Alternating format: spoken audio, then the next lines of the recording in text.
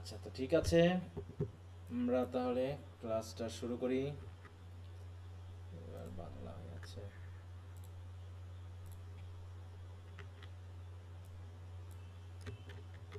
আমরা পড়ছিলাম হচ্ছে প্রিফেস টু শেক্সপিয়ার। আমরা গতদিন পর্যন্ত 62 প্যারাগ্রাফ পর্যন্ত পড়েছি।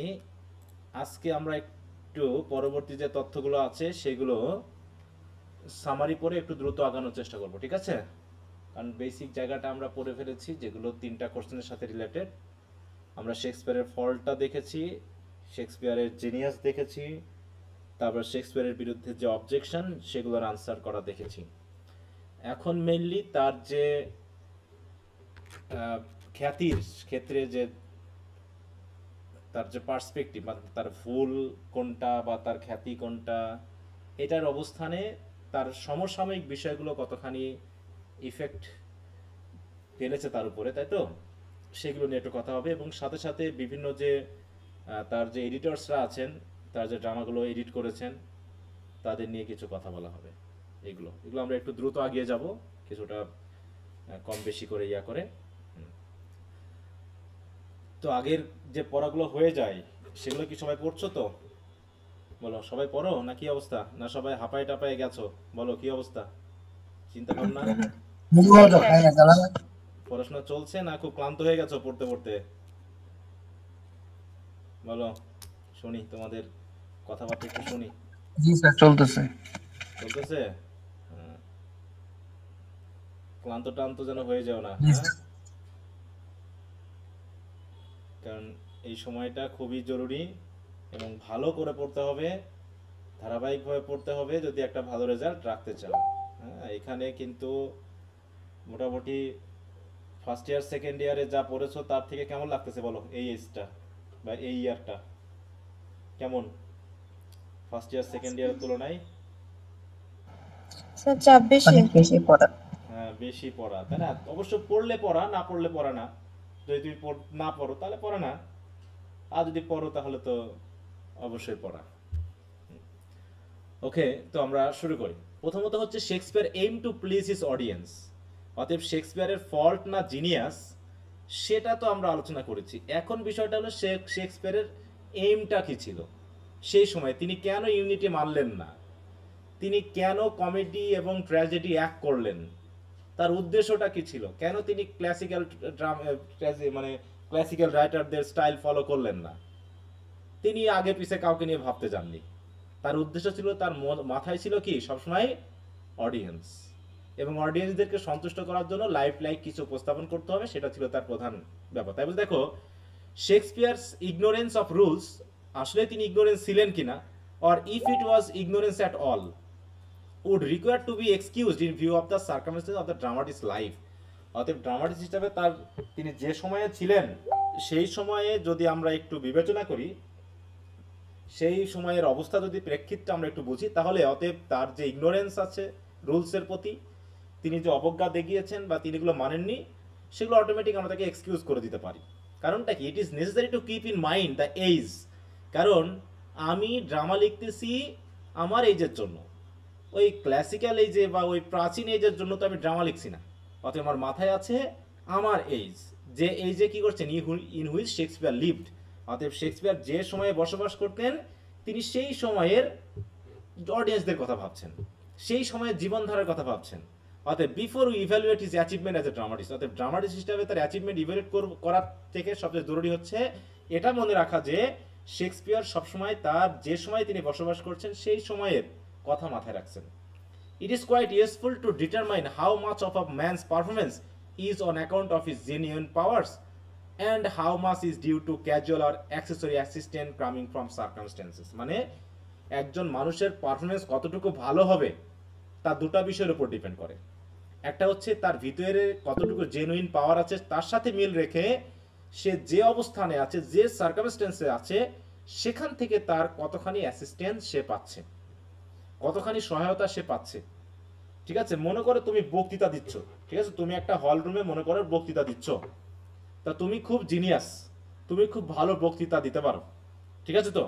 কিন্তু ব্যাপার হলো দর্শকরা কোনো একটা বিষয় নিয়ে সবসময় হইচই করতেছে, হইচই করতেছে, তুমি কি ভালো বক্তৃতা দিতে পারবা? ওই ক্ষেত্রে বলো, বক্তৃতা দিতে পারবা? হবে? না স্যার। কারণ কি, পরিস্থিতি তো সামাল দিতে পারছো না। অতএব পরিস্থিতি বলতেছে তোমার জেনুইন পাওয়ার বা জিনিয়াস তোমার ভিতরে যতই থাকুক, তুমি যে পরিস্থিতিতে আছো সেই পরিস্থিতিতে যদি তুমি তোমার সহায়ক পরিবেশ না পাও, if you don't have any favourable environment to deliver, then you will not be a successful one, whatever genius you are. যত জিনিয়াসই হও তুমি কাজ করতে পারবে না। তো সেটাই শেক্সপিয়ার আসলে হয়তো বা জানতেন, অথবা তিনি অজ্ঞ ছিলেন, সেটা যায় আসে না। কারণ আমাকে আগে বিবেচনা করতে হবে তিনি কাদের জন্য লিখতেছেন। বলছে like individuals, Nations also have their period of infancy. সাথে সাথে একটু খেয়াল করো তো, শেক্সপিয়ার যে সময়ে ড্রামা লেখা শুরু করেছেন সেই সময়ের আগে কি, মানে 200-300 বছর আগে কি ড্রামা লেখার ট্রেডিশন কি ইংল্যান্ডে ছিল? বলো, ইংল্যান্ডে কি ড্রামা লেখার ট্রেডিশন ছিল? বলো। না স্যার। হ্যাঁ, যা কিছু ছিল সেগুলো তাও আবার ধর্মীয় উদ্দেশ্যে ছিল, যেগুলো কি ছিল আমরা পড়েছিলাম হিস্ট্রিতে নাকি, মোরালিটি প্লে, মিরাকল প্লে, ইন্টারলুড, এই সকল জিনিস। তো ওগুলো তো হচ্ছে মনে করো যে ড্রামার ভিতরে ফেলাই হয় না। ইংরেজি সাহিত্যে সাকসেসফুল ড্রামা বলতে যেগুলো পাচ্ছি, কমেডি, ট্র্যাজেডি, সেগুলো তো শুরুই হয়েছে এলিজাবেথান এজ থেকে। তাহলে এলিজাবেথান এইজে আসলে ড্রামা বা এই সাহিত্যকর্মটা ছিল তার ইনফ্যান্সিতে, তাই তো, শিশুকালে। একদম শিশুকাল বললে হলো, এটা কি বলবো আমরা, নবজাতক অবস্থায় নাকি। ড্রামা চলছে তার নবজাতক অবস্থায়, জাতি তখন নবজাতক অবস্থায় আছে। তাহলে এই অবস্থায় আর কতটুকুই বা আমরা শিখতে, জানতে বা উপস্থাপন করতে পারি।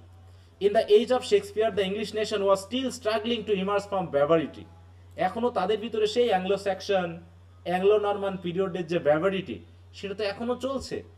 কারণ কি, ওদিকে রিফরমেশন পিরিয়ড আছে, ওদিকে রেনেসাস পিরিয়ড আছে, তাই তো, ধর্মীয় ব্যাপার নিয়ে তারা দাঙ্গা হাঙ্গামা করতেছে।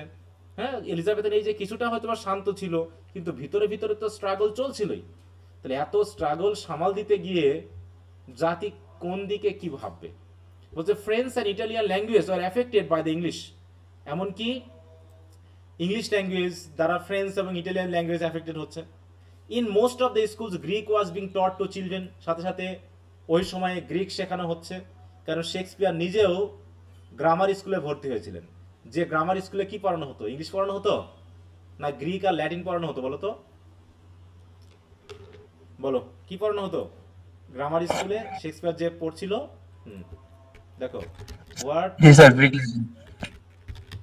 Shakespeare learned in the grammar school. দেখো কি শিখছে ওই সময়, এই যে ল্যাটিন। হ্যাঁ দেখো, ল্যাটিন, তাই তো। এবং তিনি যেহেতু ইংলিশম্যান ছিলেন সেই হিসাবে তিনটাকে ট্রান্সলেট করছিলেন। তাই বলছে দেখো, ল্যাটিন, ক্লাসিক্যাল লিটারেচার, হ্যাঁ, রোমান লিটারেচার বেশি গুরুত্ব দিয়েছিলেন। হ্যাঁ, তাই সেই সময়ে গ্রিক, ল্যাটিন এইগুলো পড়ানো হতো। তাই বলছে এই জায়গায় যে Greek was being taught to school children. হ্যাঁ, but this awakening was yet দেখো, ল্যাটিন ট্যাটিন শেখানো হচ্ছিল বলে তাও অন্তত তারা ওই ক্লাসিক্যাল রাইটিংগুলো তারা পড়ে সেগুলোকে ইংরেজিতে আবার ট্রান্সলেট করতে পেরেছে, এবং তারা নিজেরাই ওই যে ওই ধারণাগুলো সেগুলো তারা পেয়েছে। তার মানে কি, ওদিকে গ্রিক এবং রোমানরা অলরেডি অ্যাডাল্ট হয়ে গেছে, আর ইংরেজি সাহিত্য শুধুমাত্র ইনফ্যান্সিতে আছে, অন্যের কাছ থেকে ধার করে করে কোনো রকম ভাবে চলছে ইংরেজি। কিন্তু যাই হোক, গ্রিক বা ল্যাটিন শেখার কারণে তারা যে কিছু বিষয় যে ধার করতে পেরেছে, এটাই পরবর্তীতে তাদেরকে হেল্প করেছে তাদের নিজস্বতা ক্রিয়েট করতে। তাই বলছে দেখো, but this awakening was yet confined to professional scholar and to the aristocratic circles.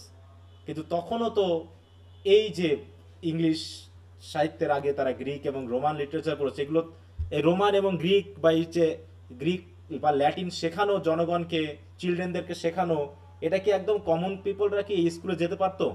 যারা একদম কমন বলো তো, এদের কি সেই ক্ষমতা আছে? আমাদের অ্যারিস্টোক্রেসি বা স্কলাররা এটা মেনলি পারতো। যেমন আমরা ইউনিভার্সিটি উইট পাচ্ছি, তাই না, সেই সময়ে। তারপরে তারা ইউনিভার্সিটি উইট ছিল, তারা ল্যাটিন গ্রিক জানতো বলেই তারা ওই জাতীয় ক্লাসিক্যাল রাইটিংগুলো পড়ে তারা নিজের মতো করে নিজস্বতায় ইংরেজি দিয়ে কিছুটা ট্রান্সলেট হোক বা কিছু ধার করা হোক, কিছু নিজস্বতা দিয়ে হোক, তারা ড্রামা লেখার চেষ্টা করেছে। তারপর the general public was still largely unenlightened, এবং অধিকাংশ জেনারেল পাবলিক এখনো শিক্ষার আলো পায়নি। তা সেই অবস্থায় শেক্সপিয়ার কিন্তু লিখতেছেন। এছাড়াও at the beginning of intellectual development people are generally attracted by what is crude, fabulous and remote from reality. আর যখন ইন্টেলেকচুয়াল ডেভেলপমেন্টটা শুরু হয় তখন প্রধানত মানুষ ওই মানে কি কি বলো রুট জাতীয়, ক্রুড জাতীয়, ফেবুলাস বা হচ্ছে ফেবল জাতীয় বা ইমাজিনারি কিছুকে তারা বেশি পছন্দ করত। ঠিক আছে, তো আমরা যখন প্রথম দিকে পড়াশোনা শিখি, তাই না, মোটামুটি ক্লাস 6-7-এ পড়ি, তখন আমরা কি জাতীয় গল্প পড়তে বেশি পছন্দ করি বলতো? কি জাতীয়? সিরিয়াস জাতীয় নাকি ভুতুড়ে, তাই তো, মানে হরর জাতীয় বা হচ্ছে ফানি বা এই জাতীয়, দেখো আমরা ওই জাতীয় ফেবল টেবল গুলোই বেশি পড়তে পছন্দ করতাম, হ্যাঁ, যেগুলো বাস্তবতা বিবর্জিত। তারপরে দেখে at this time most of the English people are excited by imaginary fairy tales of giants, dragons and other supernatural wonders। যেমন আমরা কি এই বয়সে কি কার্টুন দেখতে পছন্দ করি? কার্টুনে যা হয় বলো, স্যার আমাদের পছন্দ করি। হ্যাঁ, ছোট বাচ্চারা যেভাবে আকর্ষিত হয়, যেভাবে এগুলো দেখে, আমরা কি সেভাবে দেখি বলো? পছন্দ করা সেটা আলাদা ব্যাপার, কিন্তু আমরা ওরা যেভাবে দেখে আমরা কি সেভাবে দেখি? যে খুব আকর্ষিত, ঘুম হয় না, হ্যাঁ, মা দেখতে না দিলে পরে রাগ করব, এরকম কি আসে আমাদের ভিতরে?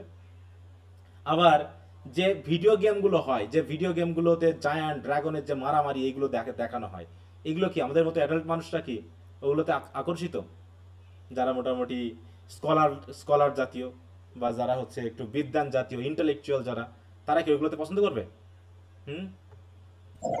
বলো, না স্যার, পছন্দ করবে না। অতএব বোঝা যাচ্ছে যে ইংলিশ পিপলেরা কোন পর্যায়ে ছিল এবং কত পার্সেন্ট লোক তখন শিক্ষিত ছিল বলে মনে হয় বলো? শেক্সপিয়ারের সময় কত পার্সেন্ট লোক শিক্ষিত হচ্ছিল? আমাদের এখনো বাংলাদেশে শিক্ষার হার কত বলো তো? এই পর্যন্ত এসেও, এই আধুনিক যুগে এসেও বাংলাদেশের শিক্ষার হার কত বলা যাবে? সম্ভবত sir 74। What is the literacy rate of Bangladesh in 20? দেখো কত, 77.9। তার মানে ধরো এখনো 20% মানুষ শিক্ষিত না। আর এই 20% মানুষের কোনগুলো হতে পারে বলো তো? কোন ধরনের মানুষ হতে পারে? ইয়াং অথবা অ্যাডাল্ট?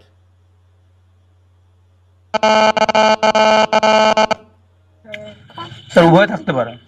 অধিকাংশ ক্ষেত্রে আমরা দেখা যাচ্ছে যে শহরের যে বস্তিতে থাকে যে সকল ছেলে মেয়ে, ওরা, ঠিক আছে তো, আর হচ্ছে একদম বয়স্ক যারা আগে কখনো পড়াশোনা করেনি, যেমন দাদুর বয়সে মানুষেরা, এরা তো কখনো পড়াশোনা করেনি, এরা হয়তো ওর ভিতরে পড়তেছে।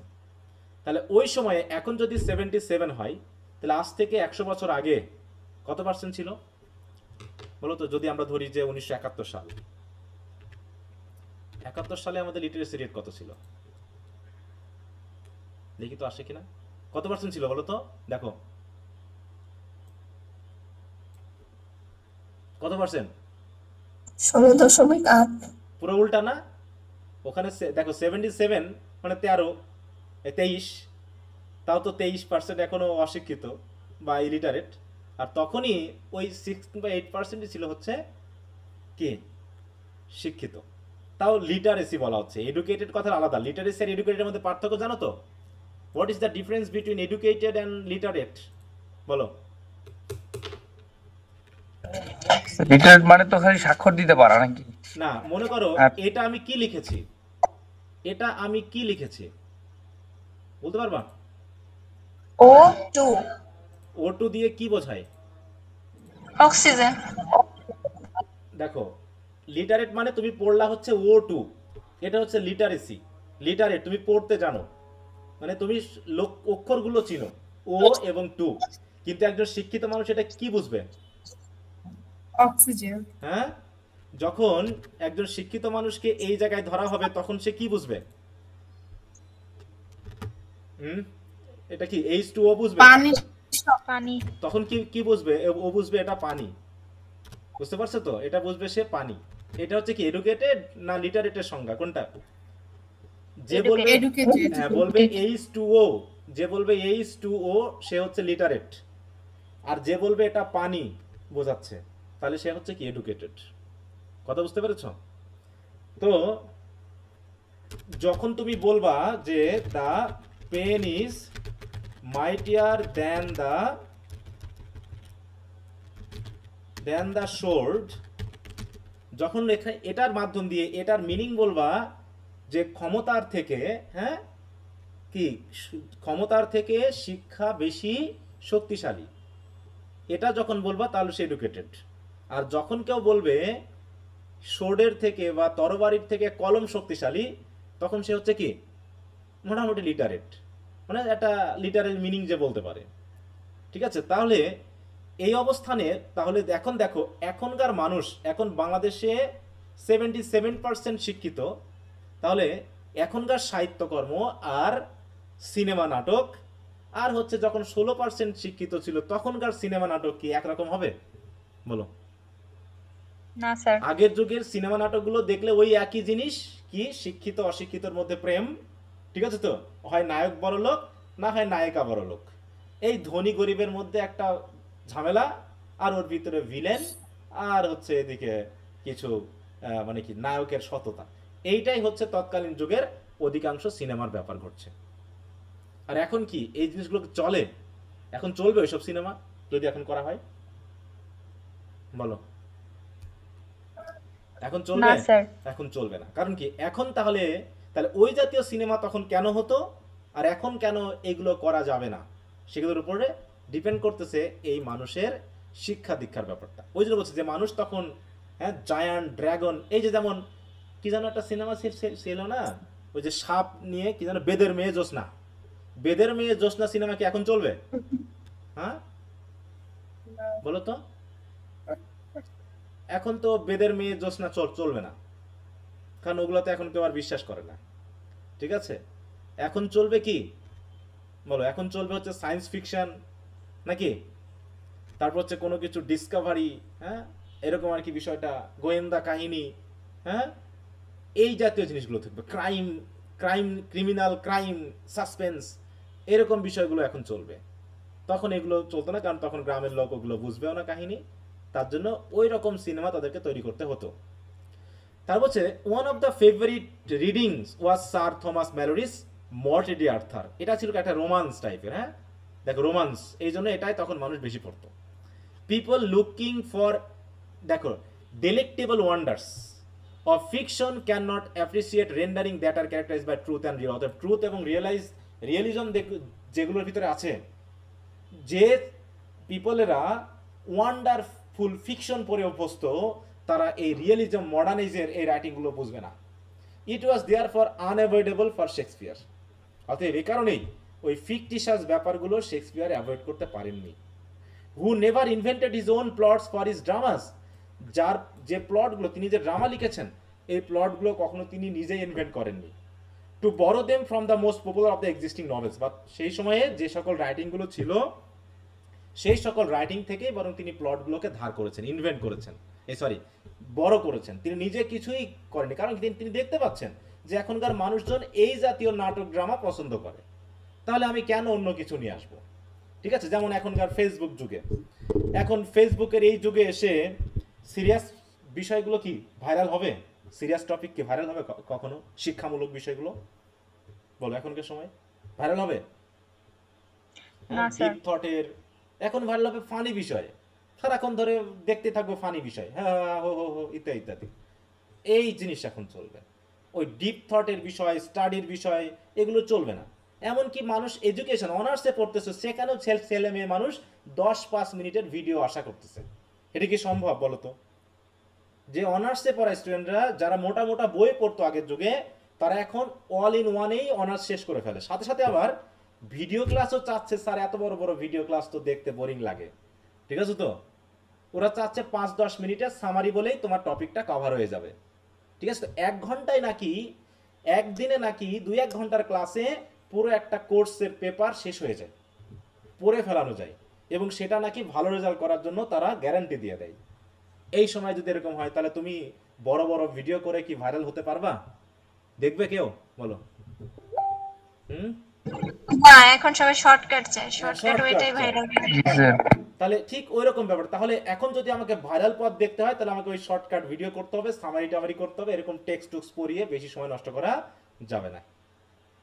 এখন যদি তুমি সেই পথে চলতে চাও, তা ঠিক ওইরকম ব্যাপারটা শেক্সপিয়ার, তিনি তার হয়তো জিনিয়াস ছিল, কিন্তু তিনি হয়তো সেগুলোকে কাজে লাগাতে পারেননি।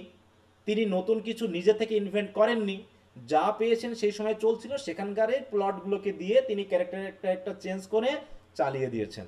তাই বলছে his spectator could not have made out of the intricacies of his play, কারণ যদি তার প্লেগুলোকে ইন্ট্রিকেট হতো, জটিল হতো, অনেক মানে এলোমেলো হতো, তাহলে হয়তো তার দর্শকেরা বুঝতে পারতো না। মেক আউট মানে কি বুঝতে পারা। And if they had not known the stories of his play beforehand, যদি তারা তার নাটকের, তাই তো স্টোরিগুলোকে যদি আগে থেকে না জানতো, তাহলে হয়তো তার নাটকের যে ব্যাপারগুলো সেগুলো মানুষ বুঝতো না। আর যেহেতু ওই যে পরিচিত প্লট বলে জনগণ বুঝতেছে, এনজয় করতেছে, কিন্তু যদি পরিচিত প্লট না হতো তাহলে তো মানুষ বুঝতো না। সুতরাং his plots whether imaginary or historical are full of incidents, অতএব তার জনগণগুলো ঘটনার সাথে যেহেতু পরিচিত, অতএব ঘটনাবহুল প্লটগুলোকেই তৎকালীন মানুষ বেশি পছন্দ করতে বিধায় তিনি ওই ঘটনা দিয়েই লিখেছেন। The spectator's attention was more easily drawn by thrilling incident than by sentiment or philosophical disputes. অতএব আধুনিক যুগের সেন্টিমেন্টাল বা ফিলোসফিক্যাল এই সকল আলোচনার থেকে ওই তৎকালীন যুগে খুন খারাপি, মারামারি, থ্রিলিং ইনসিডেন্টগুলোই জনগণ বেশি দেখতো। দ্য পিপল হ্যাড অলওয়েজ দেখো পেনশন ফর দ্য মার্ভেলাস, সবসময় পেনশন আগ্রহী ছিল মার্ভেলাস কোনো কিছুকে দেখতে। Shakespeare selected his plot so as to excite the curiosity of his readers by representing such events as they like the most. অতএব তৎকালীন প্রেম কাহিনী বা ম্যাকবেথের মতো, তারপর হচ্ছে তারপর হচ্ছে কিং লেয়ারের মতো এই ঘটনাগুলো মানুষ বেশি দেখতে পছন্দ করতো, তাই এগুলোকে তিনি সিলেক্ট করেছেন। The people in the period of Shakespeare are less interested in the poetic beauty or the narrative elegance of the play. অতএব এখানে ন্যারেটিভ বা পোয়েটিক বিউটি এগুলোতে তারা অত বেশি আগ্রহী ছিল না। তারা ছিল হচ্ছে ইনসিডেন্টাল হবে, কাহিনীমূলক বেশি থাকবে, সেখানে সাসপেন্স থাকবে, মানুষজন খাবে। অতএব মানুষ খায়, এইরকম একটা কথা আছে না সাহিত্যের যুগে বা ড্রামার যুগে একটা কথা আছে, মানুষ খাবে তো, মানে কি দর্শকরা খাবে তো, এরকম একটা ব্যাপার। হ্যাঁ, Shakespeare derived the material for his story, দেখো for his history plays from English chronicles and ballad.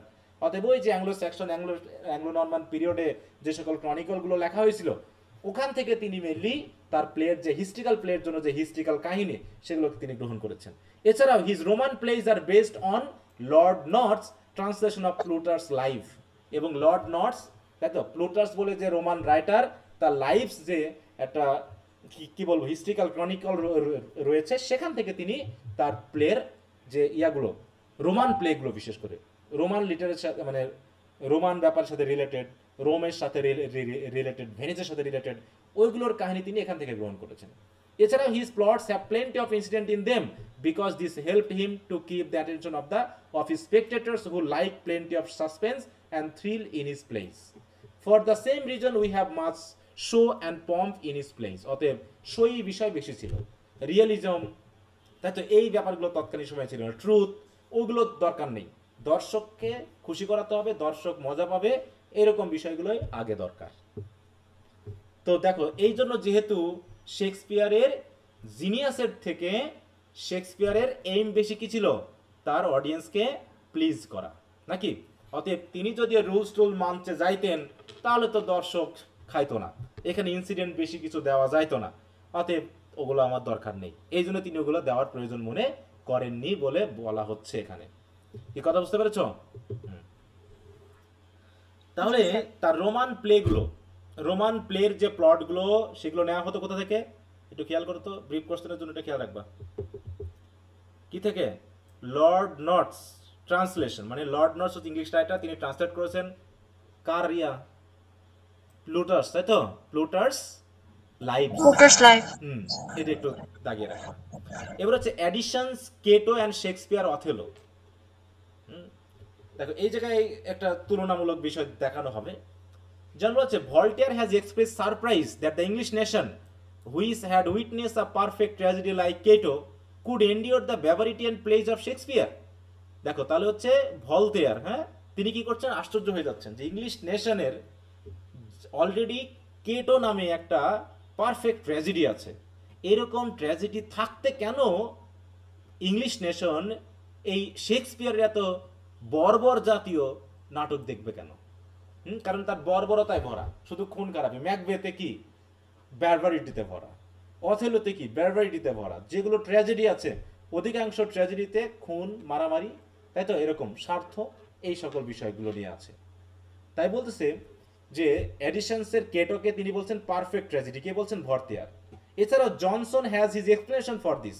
এছাড়াও জনসনও কি বলছেন, he says that Addison speaks the language of poets but Shakespeare speak the language of men. তাহলে এখানে যে পার্থক্যটা হলো যে শেক্সপিয়ারের হয়তো প্লেগুলো পারফেক্ট না হলেও ভলতেয়ারের কাছে তার প্লেগুলো আকর্ষণীয় ছিল, কারণ তিনি মানুষের ভাষায় কথা বলতেন। আচ্ছা, মনে করো আমরা কোন লোককে বেশি পছন্দ করি? মনে করো কোনো একজন বিদেশি লোক, সে আমাদের দেশে এসেছে, সে যদি এসে আমার ভাষায় কথা বলে, তাকে কি গ্রহণযোগ্য বেশি করবো না আমরা? বলতো, তাকে কি গ্রহণযোগ্য বেশি হবে না আমাদের কাছে? জি স্যার। তাহলে যে সাহিত্যিক তার যে জনগণের কাছে উপস্থাপন করবেন, সেই জনগণের ভাষায় যদি তিনি কথা বলেন, তাহলে অবশ্যই জনগণ সেটাই পছন্দ করবে। এছাড়াও দেখো, there are innumerable beauties in Cato. দেখো, কেটোর রাইটিং এ হয়তো অনেক বিউটি রয়েছে, which makes us love its author, যার কারণে হয়তো আমরা অথরকে পছন্দ করব, তাই না? এডিসনকে আমরা পছন্দ করব, but there is nothing in it which acquaints us with human sentiment or actions. কিন্তু তার এই ট্র্যাজেডিতে কোনো হিউম্যান সেন্টিমেন্ট বা অ্যাকশন নেই, যেটার জন্য আমরা তার রাইটিংটাকে পছন্দ করব। এখানে হচ্ছে সমস্যা, যে শেক্সপিয়ারের একটা বড় গুণ হলো তিনি মানুষকে বুঝতে পারতেন। It affords us a splendid exhibition of artificial manners. এই কেটোর ভিতরে অনেক আর্টিফিশিয়াল ম্যানার রয়েছে। Content just a noble sentiment, যেগুলো নোবেল মানুষ, সেন্টিমেন্ট মানুষ, তাই তো, সেন্টিমেন্ট, জাস্ট ঘটনা, এগুলো তিনি দিতেন। Express in a language which is easy, humorous and elevated. কিন্তু however its hopes and fears do not move us. Even when we speak of Cato, we really mean only edition, for the drama refers only to the poet himself, not to humanity. অতএব এখানে কেটো মানেই শুধু এডিশনকে বুঝবো, কিন্তু আমরা হিউম্যানিটিকে বুঝবো না। কিন্তু Shakespeare is an irregular writer. Irregular writing has its own beauty. কিন্তু তার ইরেগুলার রাইটিং হলেও তাদের নিজস্ব একটা বিউটি রয়েছে। কারণ কি? কারণ এটা মানুষের ভাষায় লেখা। বলছি, it is beautiful like a natural forest, whereas regular writing is like a beautiful, দেখো, like a natural forest, ঠিক আছে তো, whereas regular writing is like a cultivated garden। তার মানে যেটা হচ্ছে রেগুলার রাইটিং, সেটা হচ্ছে কাল্টিভেটেড মানে গার্ডেন, যেটা হচ্ছে কাল্টিভেট করা, তাই তো, সুন্দর করে ছাঁটাই ফাটাই করে করা, প্রুনিং করে করা। কিন্তু যেখানে ইরেগুলার রাইটিং, সেগুলো কেমন হবে?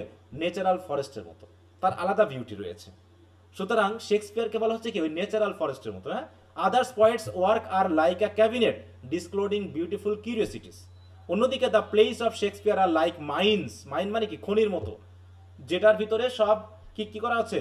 ইমপিউরিটি, ক্রুডনেসের সাথে, তাই তো, অর্ডিনারি সব মিক্সড হয়ে আছে। The plays of Shakespeare are like mines containing inaccessible treasures of gold, diamond, even though like the wealth of mines they are often mixed with impurities, crudities and coarseness। তার মানে এখানে কি শেক্সপিয়ারের প্রশংসা করা হচ্ছে না গালিগালা করা হচ্ছে? এই জায়গায় আমরা কি বুঝলাম বলতো? হ্যাঁ, প্রশংসা করা হচ্ছে যে তার ভিতরে ক্রুডনেস থাকলেও সেটা আসলে ন্যাচারালনেস থাকার কারণে এটুকু ইম্পিউরিটি বা ক্রুডনেস বা কোয়ার্সনেস থাকতে পারে। কিন্তু তার ভিতরে রয়েছে কি? গোল্ড এবং ডায়মন্ড ইনএক্সহস্টিবল, মানে অসীম পরিমাণে রয়েছে। কিন্তু যারা কাটাই ছাটাই করে ফর্মাল ল্যাঙ্গুয়েজ দিয়ে লিখেছেন, তাদেরটা সীমাবদ্ধ, ঠিক আছে? তাদেরটা আমরা বিউটিফুল বলছি, কিন্তু সেগুলো হচ্ছে আর্টিফিশিয়াল, সেগুলো কাল্টিভেটেড, সেগুলো ন্যাচারাল নয়। অতএব এই ন্যাচারাল ইনস্টিংটাই শেক্সপিয়ার কি করেছে? তার নাটকে দেখানোর চেষ্টা করেছেন। এবার বলছে দেখুন, Johnson's opinion on Shakespeare learning. এখন এটা গেল হচ্ছে তার ন্যাচারাল জিনিয়াসের কাছে। হ্যাঁ, যে ন্যাচারাল জিনিয়াসটা কি করেছে? তিনি চেষ্টা করেছেন তার সমসাময়িক বিষয়ের সাথে লিঙ্ক লাগাতে। এখন শেক্সপিয়ারের শিক্ষার ব্যাপারটাও তো একটা জরুরি, যে তিনি কি অতটুকু স্কলাস্টিক ছিলেন যে স্কলাস্টিসিজম থাকলে পারে তিনি তার লেখাটাকে আরো উচ্চ মার্গীয় করতে পারতেন। বুঝতে, were the talents of Shakespeare chiefly those bestowed by nature and human efforts, or did learning to have some part to play? অতএব তিনি তো খুব বেশি শিক্ষিত ছিলেন না, তার মানে নেচার বা হিউম্যান এফোর্ট যতটুকু পেরেছে, তার ট্যালেন্টটা ততটুকু কি করার চেষ্টা করেছে?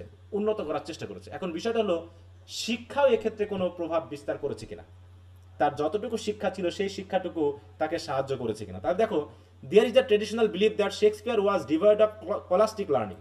তিনি স্কলাস্টিক লার্নিং অতটা পাননি, lacked regular education, knew little of Greek and Latin এবং গ্রিক তাও তিনি অল্প স্বল্প জানতেন, কারণ তিনি গ্রামার স্কুলে শিখেছেন। On the other hand there are also people who have discovered sign of deep learning in Shakespeare. তারপরেও যেমন আমরা কাজী নজরুলকে যদি আমরা বলি, আমাদের জাতীয় কবি, তিনি কি খুব শিক্ষিত ছিলেন? তিনি কত ক্লাস পর্যন্ত পড়াশোনা করেছেন বলে আমরা জানি, বলো তো? কত ক্লাস পর্যন্ত পড়াশোনা করেছেন বলতে পারি? অষ্টম তো শ্রেণী। প্রাইমারি সেকশন মেবি, হ্যাঁ, ওই প্রাইমারি প্রাইমারি সেকশন সেকশন পার হয় অষ্টম নাই। শ্রেণী পর্যন্ত পড়াশোনা করেছেন। কিন্তু তার ভিতরে যে তার রাইটিং এর যে ব্যাপারটা, এক শিক্ষিত মানুষও এখন বুঝতে পারবে না, শিক্ষিত মানুষও বুঝতে পারবে না ঠিক মতো, ঠিক আছে? তার মানে তার ভিতরে হয়তো ফর্মাল এডুকেশন ছিল না, কিন্তু তার ভিতরে ডিপ লার্নিং এর একটা সাইন ছিল, ঠিক আছে তো? ডিপ লার্নিং, হ্যাঁ, কি কথা বুঝতে পেরেছো? তারপর জি, there are sir. Passage in Shakespeare, এমনকি শেক্সপিয়ারে এমন এমন প্যাসেজ রয়েছে which have been cited at echoes of ancient writer, যেগুলো নাকি অ্যানশিয়েন্ট রাইটার থেকে নেওয়া। যেমন হচ্ছে in Richard the third there are some sentences, যেগুলো হয়তো বা ট্রান্সলেশন করা। হ্যাঁ, দেখো, a phrase in Terence Caliban's remark I cried to sleep again in the Tempest. তাহলে দেখো, কিছু কিছু লেখা রয়েছে যেগুলো দেখে মনে হবে তিনি হয়তো বা একাডেমিক শিক্ষায় খুব বেশি শিক্ষিত না হলেও তিনি খুব পড়তেন। In the Tempest is considered, এগুলো উদাহরণগুলো তোমরা যেহেতু জানো না, তার মানে কি, তার লেখা থেকে আমরা বুঝতে পারবো যে তিনি অনেক কিছু জানতেন। But to claim that Shakespeare had much classical learning on this basis is by no means valid. অথবা তার এই কয়েকটা রাইটিং দেখে আমরা বুঝতে পারবো যে তিনি খুব ক্লাসিক্যাল লার্নিং এ ছিলেন, দক্ষ ছিলেন, তাও তো বলা যাবে না। এগুলো তো কোনোভাবে কাটছাটও হতে পারে। Because this example could well come from those classical books which had been translated in English in Shakespeare time. হয়তো তিনি ট্রান্সলেট থেকে কিছু পড়তে পারেন। অতএব মূল কথা, in fact the resemblance and similarity are so few that only conclusion we can reach that Shakespeare does not seem to have known any classical work which had not by then been মানে translated English. মানে কি, মূল কথা হলো, এর মানে কি, তাহলে কি শেক্সপিয়ার কি ইউনিটি সম্পর্কে জানতেন? ইউনিটি অফ প্লেস এগুলো সম্পর্কে জানতেন বলো তো? না স্যার। তিনি জানতেন, কারণ কি, তার ক্লাসিক্যাল লার্নিং ওয়ার্ক সম্পর্কে তার কোনো ধারণা ছিল না বলে আমরা মনে করছি। অতএব সে classical learning a unity of time, place, manner এগুলো ছিল কি না ছিল হয়তো তিনি জানতেনই না, এই জন্য তিনি ওগুলো দেননি। অতএব ওইগুলো তার ফল্ট হিসাবে ধরা যাচ্ছে না। এবার তাহলে এটা মানে তাকে কি করা হচ্ছে, দেখো, এতক্ষণ তার ফল্ট বলা হয়েছে, কিন্তু সেই ফল্টগুলোকে এখন আবার কি করা হচ্ছে, সাপোর্ট করা হচ্ছে, যেগুলো আসলে ওর ফল্ট না, এগুলো তার সময়ের সমসাময়িক বিষয়ের সাথে রিলেটেড। তিনি না শিক্ষিত ছিলেন, খুব হাইলি এডুকেটেড ছিলেন না, তিনি তার সময়ের জনগণকে এড়িয়ে যেতে পেরেছেন। তার উদ্দেশ্য ছিল জনগণকে বা অডিয়েন্সকে সন্তুষ্ট করা। The part played by Shakespeare genuine power in his dramatic achievement. অতএব the part played by Shakespeare genuine power in his dramatic, মানে কিছু কিছু পার্ট আছে যেগুলো দেখলে বোঝা যাবে যে তার কিছু কি ছিল, জেনুইন পাওয়ার ছিল ড্রামাটিক অ্যাচিভমেন্টে। কেমন দেখো, it is uncertain whether Shakespeare new the modern languages such as French or Italian, তিনি জানতেন কি জানতেন না সেটা আমরা জানি না। Though there are French word in his plays, কিন্তু তার কিছু কিছু নাটকে তো ফ্রেঞ্চ কোটেশন আছে। This by itself does not prove anything, অথবা এই কোটেশনগুলো আছে বলেই এটা প্রমাণ করে না যে তিনি ফ্রেঞ্চ বা ইটালিয়ান খুব জানতেন।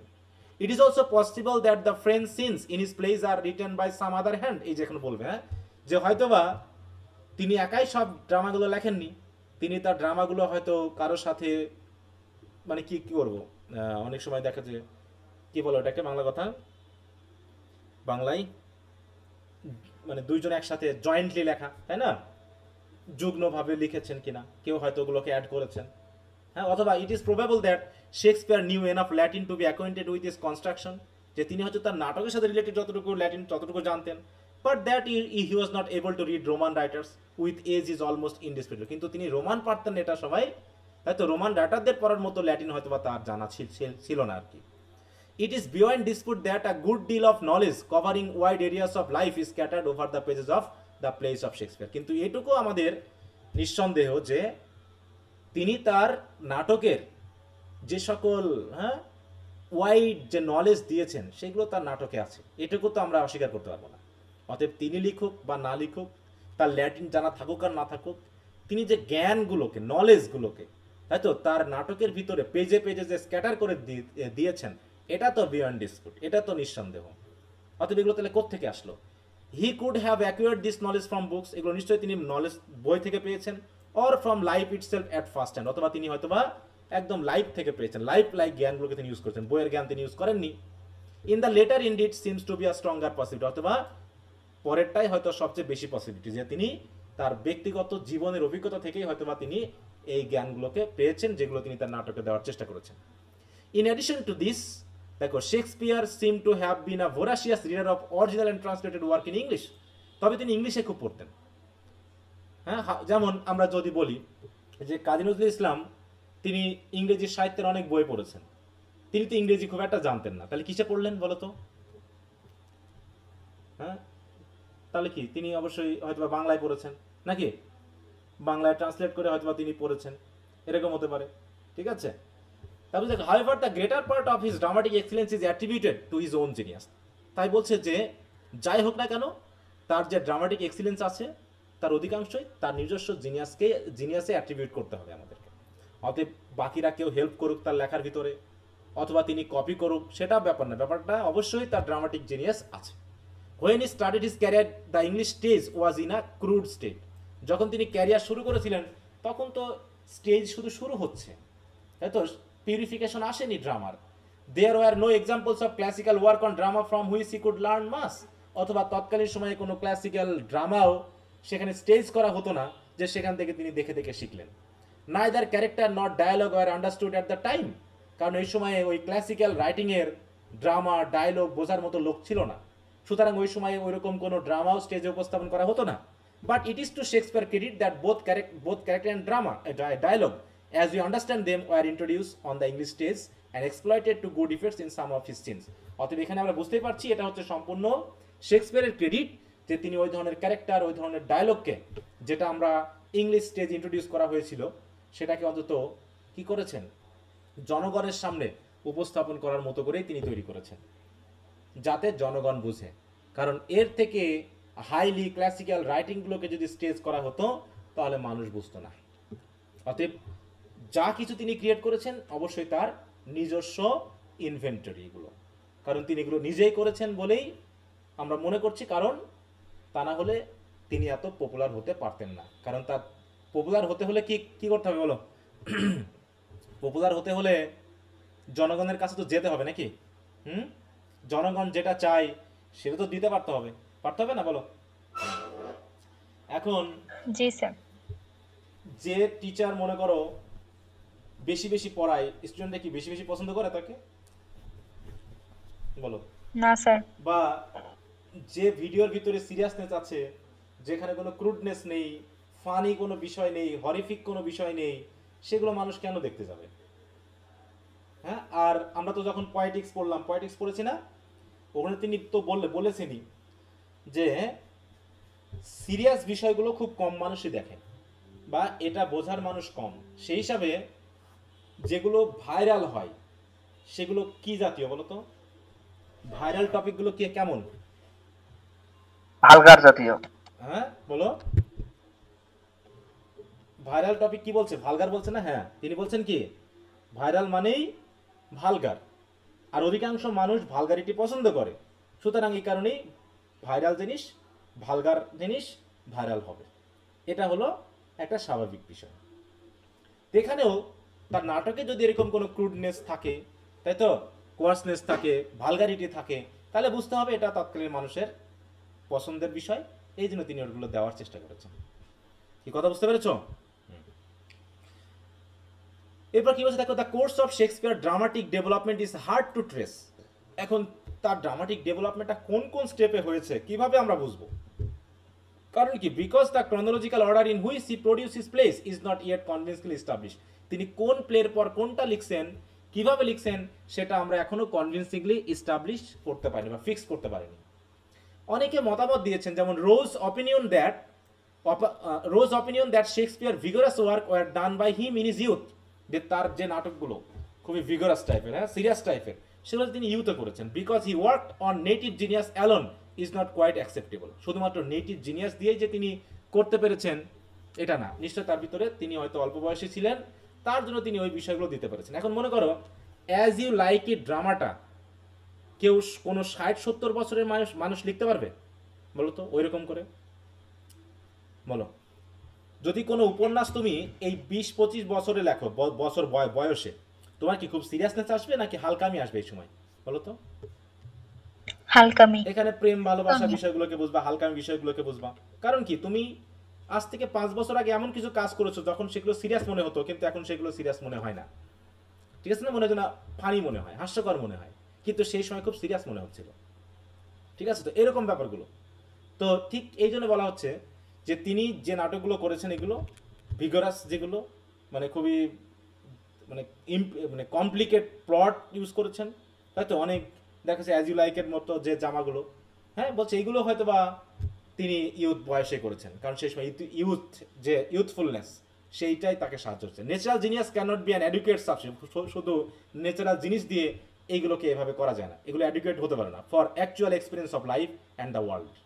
However gifted by nature a man may be, অতএব যত বড়ই ন্যাচারাল গিফটেড মানুষ সে হোক না কেন, he can always incorporate in his work what he has learn from life. তাই তো সবসময় জিনিয়াস যে সাহায্য করবে তা না, বরং প্র্যাকটিক্যাল নলেজ বা প্র্যাকটিক্যাল লার্নিং কিন্তু তাকে সাহায্য করেছে। Shakespeare too must have widen his knowledge and outlook gradually, হয়তো ধীরে ধীরে তিনি তার নলেজটাকে আস্তে আস্তে ওয়াইডেন বিস্তৃত করেছেন। Like everybody else he must have grown wiser as he Gree older, হ্যাঁ যত বড় হচ্ছে তত তিনি মানে কি ওয়াইজার হচ্ছেন। এই জন্য তার ট্র্যাজেডির থেকে কমেডিগুলো, কমেডির থেকে ট্র্যাজেডিগুলো আরো বেশি সিরিয়াস হচ্ছে। Therefore he could not have written his best plays when he was still young and comparatively inexperienced in the ways of life. তার মানে তিনি ইয়ং বয়সে তিনি ভালোগুলো লিখতে পারেন। He must surely have looked upon the world and mankind with greater curiosity and clarity and attentiveness with the passing of years. হ্যাঁ বয়স চলে যাচ্ছে আর তার ভিতরে মানুষ সম্পর্কে, মানব জীবন সম্পর্কে কিউরিসিটি বাড়ছে, অ্যাটেন্টিভনেস বাড়ছে, সেই রকম বিষয়গুলো দিয়ে কি করছেন সেগুলো তার প্লেতে তিনি রিভিল করেছেন। দেখো his plays reveals this. Shakespeare ingenuity is all the more striking in his portrayal of characters, তার ইনজিনিউটি সবচেয়ে বেশি কোথায়? তার ক্যারেক্টার পোর্ট্রেয়ালে। Considering that no writer in English except Chaucer, মানে চসার বাদে তার আগে আর কোনো ইংলিশ রাইটার দেখো had portrayed human character in such a realistic manner. Chaucer কিসে পোর্ট্রে করেছে বলো তো? চসারের কোন রাইটিং এ কথা বলা হচ্ছে? Canterbury Tales. হ্যাঁ ক্যান্টারবারি টেলস, তাই তো। Shakespeare having few literary models before him, আর তার সামনে লিটারারি মডেলসও বেশি ছিল না, কয়েকজন ছিল মাত্র, তারপরে তিনি এত বেস্ট রাইটিং করেছেন। হ্যাঁ বলছে models before him had to create both matter and form, অতএব তাকে নিজেকে ক্রিয়েট করতে হয়েছে, তাই তো বডি ফর্ম মেটার, তাই তো সব কিছু তাকে করতে হয়েছে। এমন না যে তিনি সামনে তার মডেল আছে, মডেলগুলো দেখে দেখে তিনি করেছেন। অতএব এক্ষেত্রে তার অবশ্যই নিজস্ব জিনিয়াস আছে, এবং কি বলা হচ্ছে এখানে টাইটেলটা, যে জেনুইন পাওয়ার তার ড্রামাটিক অ্যাচিভমেন্টে এখানে অবশ্যই সাহায্য করেছে। এই যুক্তিটা প্রকাশ করার জন্য এই কথাগুলো বলা হলো, ঠিক আছে? যে না তিনি শিক্ষিত ছিলেন, না তিনি ওই রকম বইগুলো পড়তে পারতেন, হ্যাঁ হয়তোবা যদি বা তিনি বলল কি যে ক্রোনোলজিক্যালি তার ডেভেলপমেন্টটা কেমন হয়েছে সেটাও বলা যাচ্ছে না, বা তার সামনে যদি কোনো কিছু থাকতোই কতটুকু তিনি গ্রহণ করেছেন, হ্যাঁ এইগুলো। এবং তার যদি ন্যাচারাল জিনিয়াসের কথা ভাবি, তাহলে ন্যাচারাল জিনিয়াস হলে তার তো তিনি ইয়ং বয়সেও অনেক সিরিয়াস রাইটিং করতে পারতেন। অতএব এগুলো বলতেছে কি যে মেনলি তার মানব জীবনকে বোঝার ব্যাপারটাই হচ্ছে এখানে সবচেয়ে যত বেশি, মানে কি একজন মানুষের বয়সের সাথে সাথে তার বোধগম্যতা কাজ করে, প্র্যাকটিক্যাল নলেজগুলো আস্তে আস্তে সিরিয়াস হয়ে যায়। অতএব সিরিয়াস বিষয় পেতে হলে আমাকে আস্তে আস্তে বয়সের ব্যাপারটাকেও খেয়াল করতে হবে। এছাড়া কিন্তু দেখো Shakespeare deep knowledge of humanity despite is handicapped. দেখো হ্যান্ডিক্যাপ্ট মানে কি? ওই এডুকেশনাল ব্যাপারটা নাকি, যে তিনি হয়তো খুব বেশি এডুকেটেড ছিলেন না, তার হয়তো নলেজ ছিল না, ল্যাঙ্গুয়েজগত নলেজ বেশি, তারপরেও হয়তোবা মানুষ সম্পর্কে তার ডিপ নলেজ ছিল বলে তিনি ওইগুলো হয়তোবা তুলে ধরতে পেরেছেন, মানুষের সম্পর্কের ব্যাপারগুলোকে দেখাতে চেয়েছেন। বিশেষ করে নাটকগুলো যদি আমরা পড়ি ভালো করে, বা দুই একটা নাটক পড়তে সম্ভব না, ওকে ওনার বিষয়ে ক্রিটিসাইজ করতে হলে কমপক্ষে আমাকে তার 50% নাটক তো পড়তে হবে, কমেডি 50, তারপর ট্র্যাজেডি 50, হিস্ট্রিক্যাল প্লেগুলো পড়ার পর কয়েকবার পড়তে হবে, সবগুলো মাথায় নিতে হবে, তারপরে যদি তাকে আমরা জাজ করতে পারি তাহলে হবে। তাছাড়া কি এমনি জাজ করা যাবে? দুই একটা নাটক পড়ে বলো, অ্যাজ ইউ লাইক ইট পড়ে কি আমরা শেক্সপিয়ারকে জাজ করতে পারবো বলো তো? শুধু অ্যাজ ইউ লাইক ইট না স্যার। না স্যার। তাহলে ওকে পড়তে হলে আমাকে অনেক কিছু পড়তে হবে, এবং তার যে ড্রামাটিক যে এইজটা আমরা 4 ভাগে ভাগ করেছিলাম হিস্ট্রি পড়তে গিয়ে, তাই না? ওইভাবে বিষয়টাকে বুঝতে হবে, তাহলে আমরা পারবো। আচ্ছা সরি, আমি একটু 2 মিনিট সময় নিলাম, হ্যাঁ।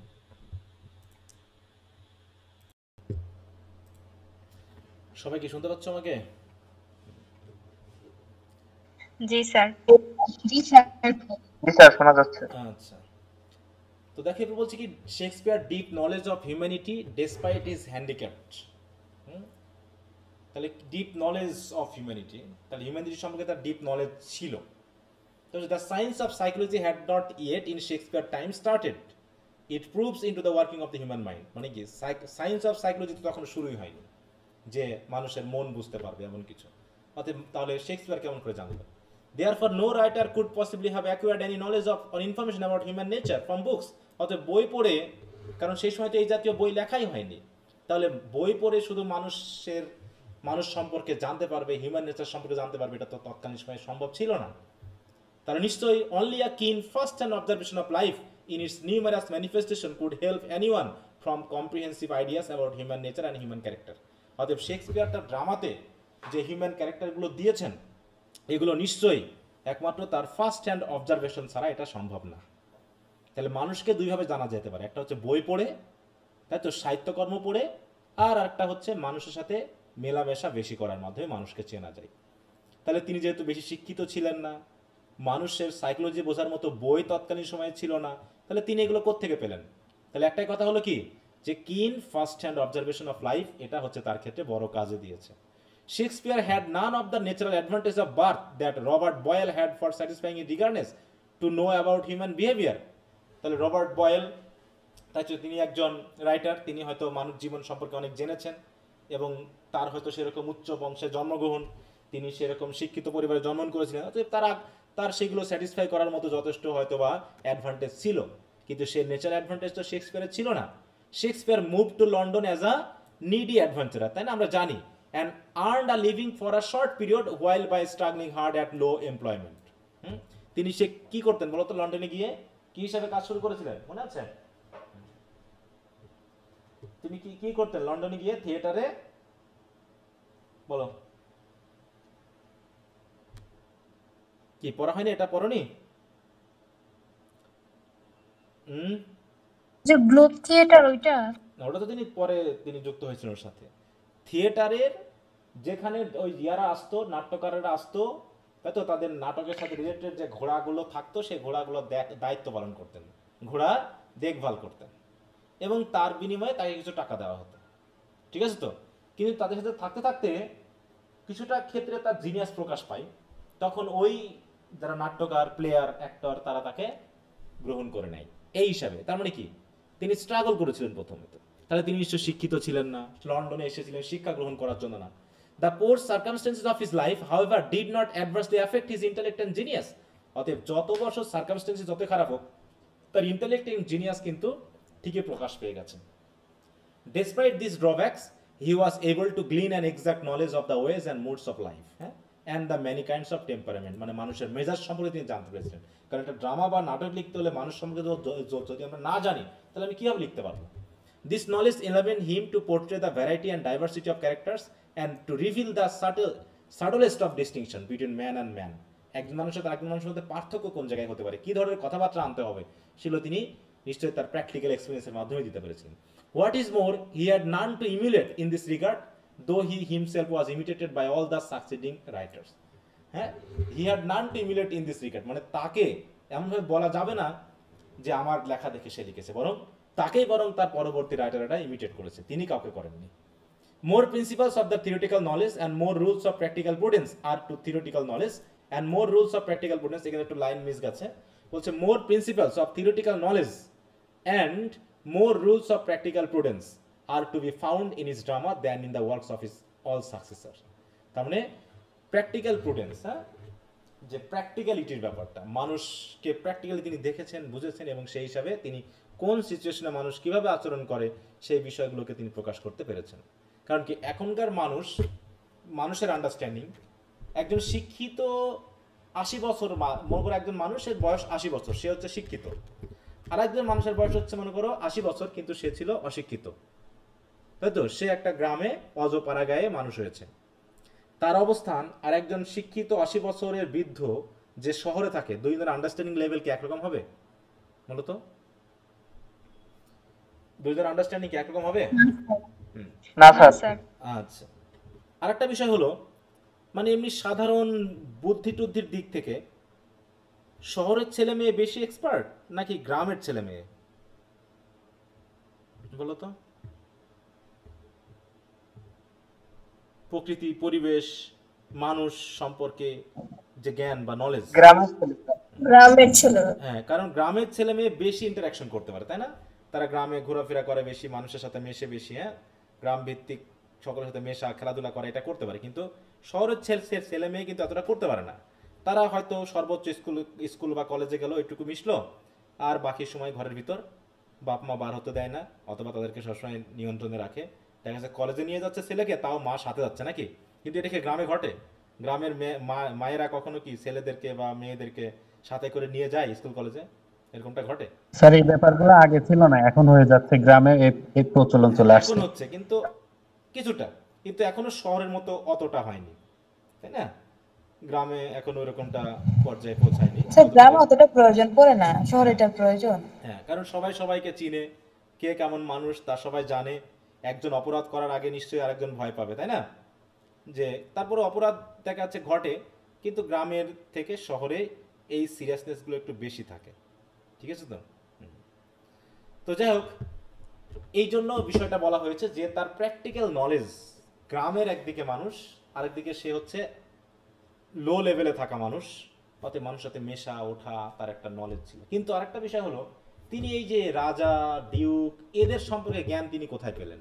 এটা আশ্চর্যজনক না বলো তো? মনে করো তুমি একজন গ্রামের ছেলে, গ্রামের মানুষ, সে কিভাবে উঁচু সমাজের মানুষেরা কি খায়, কিভাবে পোশাক পরে, কিভাবে কথা বলে, সে কি করে জানবে? কিভাবে তা জানা সম্ভব? এটা বলো, এটা কি এমনি জানতে পারবে যে প্রধানমন্ত্রীরা ওইটা নিয়ে হয়তো পড়াশোনা করছে। হ্যাঁ, প্রধানমন্ত্রীরা কি করে, করে, এগুলো জানতে পারবে? আচ্ছা, গ্রামে এইগুলো জানার কেমন স্টাডি ম্যাটেরিয়াল পাওয়া যায়, তুমি সেটাও বলো। স্টাডি ম্যাটেরিয়াল কি পরিমাণে পাওয়া যেতে পারে ওইরকম রাজা রানী বা হচ্ছে প্রধানমন্ত্রী, তাদের পরিবেশ, তাদের খাওয়া দাওয়া, তাদের কথা বলা, এইগুলো জানার বই গ্রামে কি পাওয়া যায়? পাওয়া যাবে খুব একটা? না স্যার। না স্যার। কিন্তু অথচ সেই মানুষটা বা সেই ছেলেটা মনে করো একটা বই লিখেছে যেটা ঠিক ওই প্রকৃতির। তাহলে এগুলো কি মানে আশ্চর্য হওয়ার বিষয় না হলো তো? মানে এগুলো যদি আমরা ফিল না করি, যদি শুধু পড়লে কিন্তু বুঝতে পারবো না, কিন্তু এটাকে ফিল করতে হবে যে তার সময় এবং সময়ের সাথে সাথে তার অবস্থান এবং অবস্থানের সাথে সাথে তার লেখা, এইগুলো যদি আমরা মেলাতে পারি বা যদি ভাবতে পারি, তাহলে আশ্চর্য হওয়ার বিষয় আছে। তাছাড়া জাস্ট আমি পড়াচ্ছি তাই তোমরা শুনতেছো, এরকমটা যদি হয় তাহলে এগুলো পড়ে কিন্তু খুব একটা মানে ওই ইন্টারেস্ট পাওয়া যাবে না। ঠিক আছে? এখানে যেটা বলতে চেয়েছেন জনসন, সেই ব্যাপারটাকে ফিল করতে হলে আমাকে কিন্তু ভাবতে হবে আসলেই যে তার উঠে আসা, তার পড়াশোনা, তার প্রথম জীবনের লন্ডনে এসে অবস্থান, তারপরে ড্রামার সাথে যুক্ত হওয়া, তারপরে তার রাইটিংগুলো মানে কি রাইটিংগুলো লেখা, সেগুলোর ভিতরে যে কন্টেন্টগুলো ইনক্লুড করেছেন সেগুলো কোথা থেকে তিনি পেলেন, এই সব কিছু যদি বিবেচনা করা হয়, তখনই আসলে তার যে জিনিয়াসের ব্যাপারটা এমনি ফুলে উঠবে। তাছাড়া এমনিতে জাস্ট এনজয় করার জন্য পড়া বা জাস্ট পড়ার জন্য পড়া, এই ব্যাপারটা হলে বোরিং লাগবে, এটা বুঝতে খুব একটা মানে ভালো লাগবে না, বা চিন্তাও করতে লাগবে না যে এইসব বাজে জিনিস পড়ে কোনো লাভ নেই, এইসব পড়ে আমরা কি হবে। এই তার মানে এটা তিনি বলতে চাচ্ছেন যে কিছুটা ইনস্টিংক্টিভ জিনিয়াস অবশ্যই আছে, তাই না? সেটাই কিন্তু দেখো বারবার বলা হচ্ছে এখানে। যেমন পেলাম কি যে Shakespeare deep knowledge of humanity, তার নিজস্ব নলেজ। আর একটা হচ্ছে কি দেখো জেনুইন পাওয়ার, শেক্সপিয়ার জেনুইন পাওয়ার মানে তার নিজস্বতা।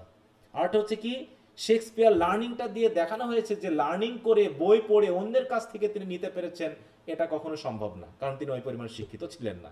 তারপর এটা দিয়েই তিনি বোঝাতে চাচ্ছেন যে তার ভিতরে অরিজিনালিটি আছে, জিনিয়াসটা আছে, তা না হলে তাকে এইভাবে আমরা নিশ্চয়ই প্রকাশ করতে পেতাম না, বা এরকম ভাবে আমরা তাকে জানতে পারতাম না, বা তিনি এভাবে তিনি প্রকাশও করতে পারতেন না। হ্যাঁ, নিজস্ব অরিজিনালিটি, জিনিয়াস অবশ্যই আছে। এরপর কি হচ্ছে দেখো, Shakespeare originality, his valuable contribution to English dramas, এটা নিয়ে তো কোশ্চেন থাকেই যে তার অবদানটা কি ইংলিশ ল্যাঙ্গুয়েজের ক্ষেত্রে, ইংলিশ ক্যারেক্টারাইজেশনের ক্ষেত্রে কি কি ধরনের অবদান রাখছেন, যেটা আমরা হয়তো বা সেকেন্ড ইয়ারে ইংলিশ হিস্ট্রিতে পড়েছি। বলছে Shakespeare knowledge of the inanimate world was as wide as is knowledge of the animate world of human beings. Inanimate world মানে হচ্ছে প্রকৃতি, পরিবেশ, এগুলো, আর হিউম্যান বিং, এই দুটা সম্পর্কে তার যেন ডিপ বা ওয়াইড নলেজ ছিল। বলছে হোয়াট এভার হিজ সাবজেক্ট, বলছে তার আলোচনার সাবজেক্ট যাই হোক না কেন, সে লাইফ হোক আর নেচার হোক, he presents is as if he had seen it with his own eyes. সেগুলো তিনি এমনভাবে প্রেজেন্ট করেছেন যেন তিনি এগুলো দেখেছেন। The image is describes are such as his own perception receive directly. তিনি প্রকৃতিক পরিবেশগুলোকে এমনভাবে বর্ণনা করেছেন যেন তিনি এগুলো দেখছেন সরাসরি।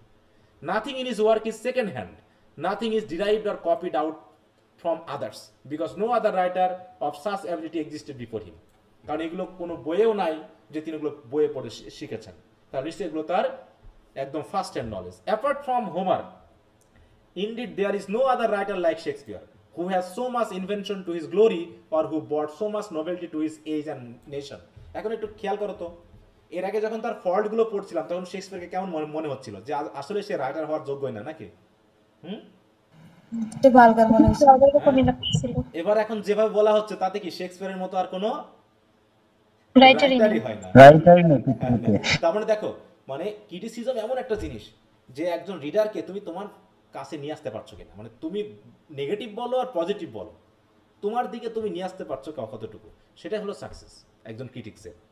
একবার দেখো তাকে এমনভাবে তুলে ধরলো যেন আমাদের একদম মানে বাজে একজন রাইটারের বই পড়েছি, এখন এমনভাবে বলছে যেন তার মতো রাইটার আর হয় না ইংলিশ, মানে সারা পৃথিবীতে হয় না, কেন তাকে সেরা বলা হচ্ছে। He was the architect of English drama, তিনি ইংলিশ ড্রামার architect. It forms, character, language and other dramatic aspect, যা কিছু বলি না কেন তিনিই যেন এগুলো করেছেন। Dennis give Shakespeare the credit of being the originator of English tragical harmony. তাহলে ট্র্যাজিক্যাল হয়তো তিনি হয়তো ইউনিটি মানেননি, কিন্তু ট্র্যাজিক্যাল হারমোনি মানে ট্র্যাজিক্যাল ইফেক্ট তুলে ধরার জন্য যে ধরনের গল্পের ভিতরে যে একটা কোহেশন কোহেরেন্স থাকা দরকার, সেই ধরনের হারমোনি যেন তিনিই অরিজিনেট করেছেন। That is the harmony of blank verse diversified by disyllable and trisyllable termination. মানে তিনি আবার যে ল্যাঙ্গুয়েজটা ইউজ করেছেন কথোপকথনের ক্ষেত্রে সেটা ব্ল্যাঙ্ক ভার্স ইউজ করেছেন। এবং চিন্তা করো যে তিনি এই প্রত্যেকটা ড্রামাতে কিভাবে এই সিলেবাল ভিত্তিক বিষয়গুলোকে আবার মেপে মেপে ঠিক করতে পেরেছেন। আসলে মেপে তো এগুলো সম্ভব না, এটা হয়তো অটোর জিনিয়াসে হয়ে গেছে, অটোমেটিক হয়ে গেছে। This statement, however, is not strictly true to the fact, as Johnson says, because the dissyllable termination is to be found in Keats' Spanish drama, which does not owe anything to Shakespeare. But to Shakespeare goes the credit of being the first, with the exception of Spenser, to discover the degree of smoothness and harmony which the English language was capable of attaining. তার English ল্যাঙ্গুয়েজের মাধ্যমে যে smoothness, তথ্যগত যে ব্যাপারটা, সেগুলো দেখো। এই যে dice লেভেলের ব্যাপারটা তিনি শেক্সপিয়ারকে দিতে, মানে আমাদের এই রাইটার জনসন হয়তো বলেছেন যেটা যেন শেক্সপিয়ারের, কিন্তু বলা হচ্ছে যে কিডস স্প্যানিশ ট্র্যাজেডিও তো নাকি এটা পাওয়া গেছে, অতএব এটা শেক্সপিয়ারের ক্ষেত্রে যাচ্ছে না। কিন্তু মোটামুটি একটা ল্যাঙ্গুয়েজ ব্যবহার করে যে একটা ড্রামাকে স্মুথলি রিপ্রেজেন্ট করা যায়, এটা শেক্সপিয়ার পেরেছে আর কি। He has blended in his plays the delicacy of Rowe without Rowe's effeminacy. His dialogues are vigorous and pointed, but it is when he tries to soothe by softness that he carries out his purpose better. এখন আমরা একটু rho নামক একটা বিষয় দেখি, তাহলে রোটা কে? Who is the Rowe? Rowe কে বলো?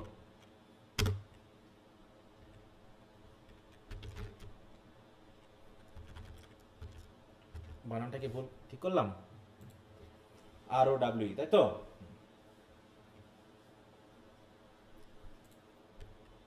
ঠিক আছে।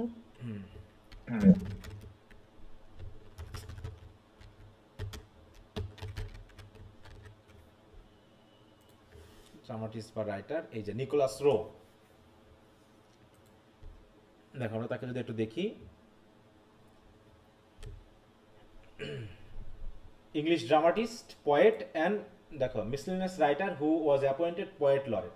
His plays and poems were well received during his life time, ইত্যাদি ইত্যাদি।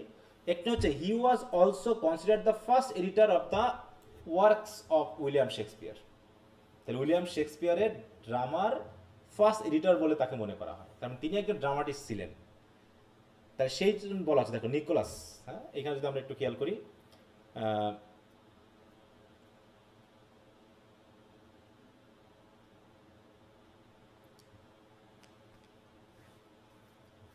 তার ওয়ার্কসগুলো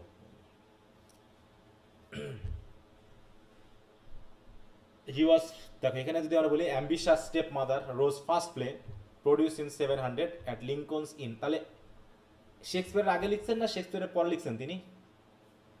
বলো তো। শেক্সপিয়ার আগের রাইটার না পরের রাইটার? পরে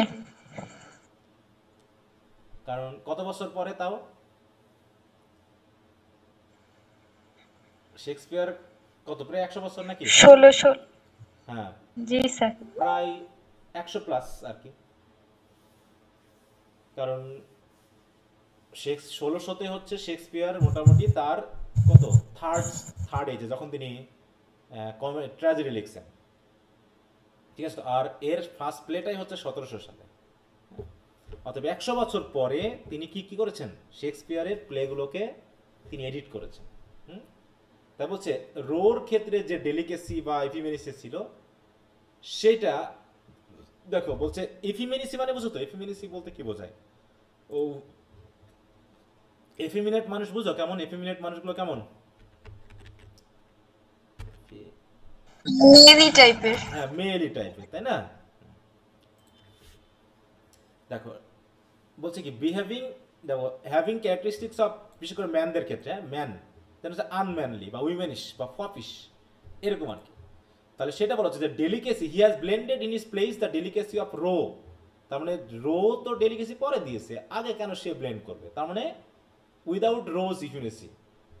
তার মানে হয়তো বা এটা হয়তো ভাবা হতে পারে যে রো যখন এডিট করেছেন তিনি হয়তো কিছু তার নিজস্বতা অ্যাড করতে পারেন, কারণ এডিট করার পরবর্তীতেই তো সেগুলোকে আমরা বই হিসাবে পেয়েছি। আগে তো এগুলো নাটক ছিল, মানে এই নাটকগুলো তো শুধু স্টেজ করার জন্য লেখা হয়েছিল, কিন্তু এইভাবে বই আকারে তো পাবলিশ করা এখানে তো অনেক পরের ব্যাপার। দেখো আমরা যদি একটু বলি,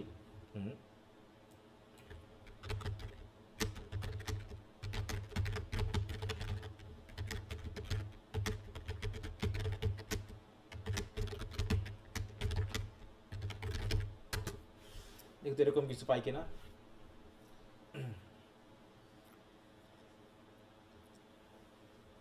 দেখো এখন একটু খেয়াল করো, তাহলে বলছে it was produced 1623, 7 years after Shakespeare death. 1616 তিনি মারা যান। তাহলে শেক্সপিয়ারের মৃত্যুর পরে সেগুলোকে বই আকারে প্রিন্ট করে পাবলিশ করা হয়েছে। তাহলে এখন ভাবো, তাহলে যখন এগুলোকে প্রিন্ট করে পাবলিশ করা হয়েছে, হয়তো বা এমনও তো হতে পারে যে ঠিক মতো পাওয়া যায়নি, তাই না? কিছু হয়তো বুঝতে পারেনি শেক্সপিয়ারের লেখা, সেগুলোকে নিজেরা হয়তো কিছুটা অ্যাডিশন করা, তাই না?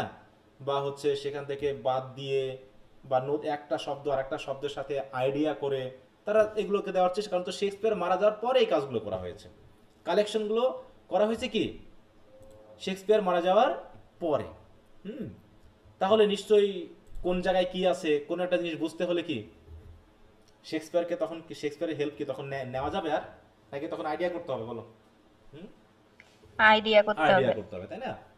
তারপরে দেখো praise sometimes undeserved, praise undeserved. হ্যাঁ বলছে however all the praise we confer upon Shakespeare is not wholly due to his own accomplishment. এতক্ষণ ধরে যে প্রশংসা করলাম, সবসময় যে সব প্রশংসা যে সে দাবিদার তা নয়। There is much that has been unduly vested upon him by custom and veneration. যে কিছু মেরিট বা কিছু তার যে প্রশংসা হয়তো অকারণেই চলে এসেছে, এতটা তিনি পাওয়ার যোগ্য না। কারণ কি who's look on his merits and shut his eyes to his defects. কারণ সবাই তখন তার মেরিটের দিকে তাকাচ্ছে কিন্তু ডিফেক্টের দিকে তাকাচ্ছে না। যাও, জন Upton in his critical observation on Shakespeare has unfortunately lavished praise on certain features of Shakespeare play which are merely reveals that Shakespeare has corrupted language by every mode of depravation.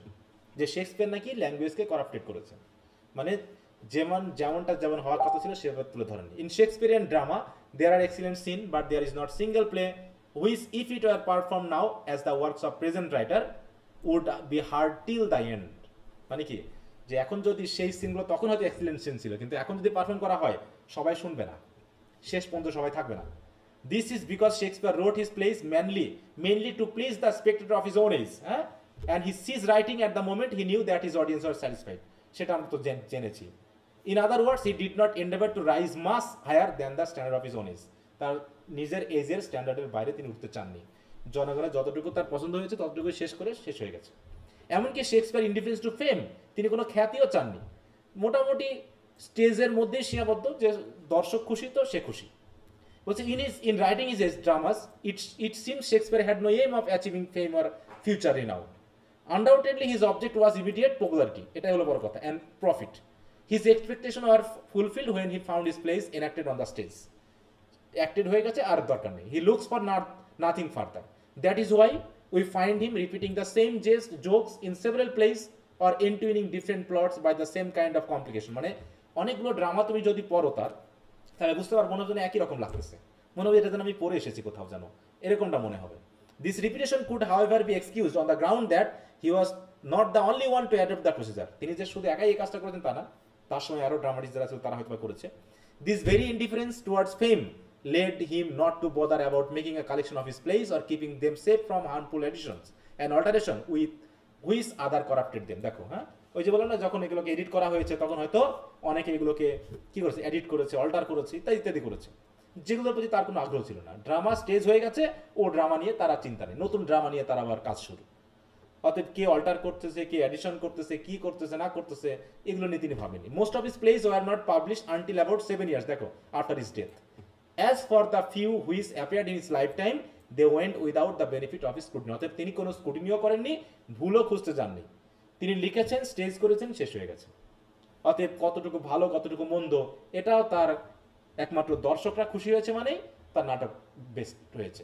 বাকি কোথায় কি ভুল আছে, কি আছে না আছে, ওটা বুঝলাম। আরেকটা বিষয় খেয়াল করো, পড়ে যে ভুল ধরা যায়, এমনি স্টেজে দেখে কি সেই ভুল ধরা যায় বলো তো?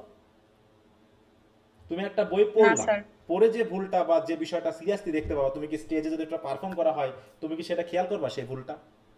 বলো, খেয়াল করা যায় কখনো? অনেক সময় ভাষাগত ব্যাপারগুলো এরকমটা অনেক সময় করা যায় না, কারণ একজন ডায়লগে বলে গেল আর ওই ডায়লগটা একজন তুমি পড়লা, তাহলে পড়তে গেলে যে অ্যাটেনশনটা দরকার সেটা কিন্তু দেখার সময় সেই পুরো অ্যাটেনশনটা আসে না। হ্যাঁ, তাই একটা ড্রামা তুমি পড়ে যে মজাটা পাবা, তুমি কিন্তু স্টেজে উপস্থাপন করলে সেই ধরনের অ্যাটেনশনটা প্রত্যেকটা বিষয়ে তুমি ফুলি দিতে পারবা না। অর্থাৎ এই ব্যাপারগুলো হয়তো বা কাজ করেছে যে তার ড্রামার ভিতরে কিছু করাপ্টেড হয়েছে। ল্যাঙ্গুয়েজ করাপশন মানে কি? দেখা যাচ্ছে সাধুর সাথে চলিত মিশ্রিত। তুমি প্রথমে যে ভাষায় কথা বলতা, আচ্ছা দেখো, আমি আর আমার ভাই কি একই ভাষায় কথা বলি, একই রকম করে কথা বলি, আমাদের চিন্তা ভাবনা কি একই রকমের? বলো, একই রকম হতে পারে? না স্যার। এখন দুইজন মিলে যদি একটা ড্রামা লিখি, আমরা মনে করি দুইজন মিলে একটা ড্রামা লিখবো, তাহলে সে যতটুকু যে অংশটা লিখবে, আমি যে অংশটা লিখবো, সেইটুকু যদি একসাথে মার্জ করা হয় তাহলে কি ল্যাঙ্গুয়েজের মধ্যে কি ভিন্নতা আসবে না? দুই ওয়ার্ড চয়েসের মধ্যে, সেন্টেন্স স্ট্রাকচারের মধ্যে পার্থক্য আসবে কিনা? বলো। জি স্যার। আসবে।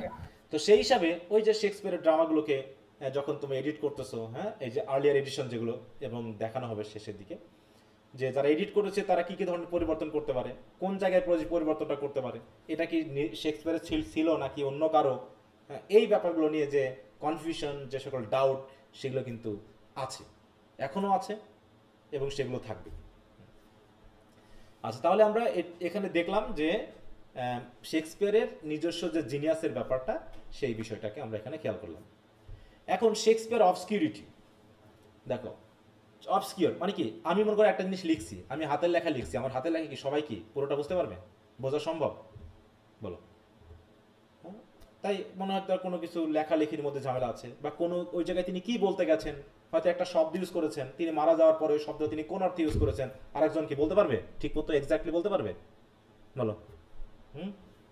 না স্যার। হ্যাঁ, অতএব একদম অথেন্টিক এডিশন করা তো সম্ভব না। দেখো, most of the publisher of Shakespeare have been rather careless in their work. এবং তারা যখন এডিট করতে গেছে, পাবলিশ করতে গেছে, তারা কেয়ারলেসই পাবলিশ করেছে। জাস্ট তারা দ্রুত পাবলিশ করার চেষ্টা করেছে জনগণের মনোযোগ আকর্ষণ করার জন্য, বইটাকে বিক্রি করার জন্য।